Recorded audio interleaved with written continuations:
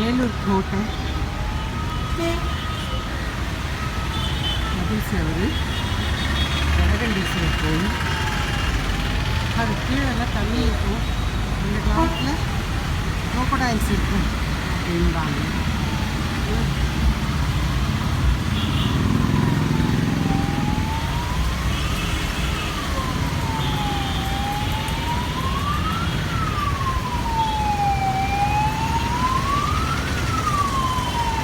அந்த காலத்தில் அந்த ஜலகண்டீஸ்வரர் கோயிலில் ஒரு கிணறு இருக்கும்.